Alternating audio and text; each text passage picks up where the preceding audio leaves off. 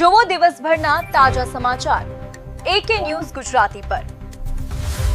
લ્યો કરો વાત। સરકાર આદિવાસી વિસ્તારની 70 જેટલી શાળાઓના વિદ્યાર્થીઓના સર્વાંગી વિકાસ પર ભાર મૂકવા આયોજન કરી રહી છે, ત્યારે બીજી બાજુ સરકાર દ્વારા વિદ્યાર્થીઓને આપવામાં આવતું પૌષ્ટિક દૂધ જંગલમાં ફેંકેલું જોવા મળ્યું।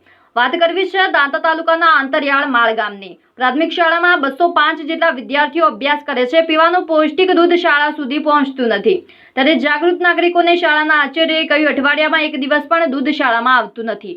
સરકારની સંજીવની યોજના હેઠળ દૂધ શાળાના બાળકો માટે શરૂ કરાયું હતું, જેમાં શાળાના બાળકોને રોજે રોજ તાજું પૌષ્ટિક દૂધ પીવા માટે આપવામાં આવે છે, પણ માળ ગામની શાળામાં ભણતા વિદ્યાર્થીઓને તાજું દૂધ પેટમાં જવાની જગ્યાએ જંગલમાં ફેંકેલું જોવા મળ્યું। આ દૂધ જંગલમાં ફેંક્યું કોણે? ફેંકનાર સામે શિક્ષણ વિભાગ યોગ્ય તપાસ કરી આ બાબતે દૂધ ફેંકનાર સામે કડક કાર્યવાહી કરે એવી લોક માંગ ઉઠવા પામી છે। અગાઉ પણ દૂધ આવી રીતે જંગલમાં ફેંકેલું જોવા મળ્યું હતું, એવા આક્ષેપો ગામ લોકો લગાવી રહ્યા છે। વધુમાં દૂધ મૂકવા આવતી ગાડી ડ્રાઈવરની શિક્ષણ વિભાગ યોગ્ય પૂછપરછ કરે તો ઘણા રહસ્યો પરથી પડદો ઉઠી શકે છે, એવા આક્ષેપો ગામ લોકો કરી રહ્યા છે। હવે જોવાનું એ રહ્યું ફરી દૂધ વિદ્યાર્થીઓ સુધી ક્યારે પહોંચે છે અને દૂધ ફેંકનાર સામે શિક્ષણ વિભાગ શું કાર્યવાહી કરે છે, એના પર સૌ કોઈની નજર મંડાણી છે।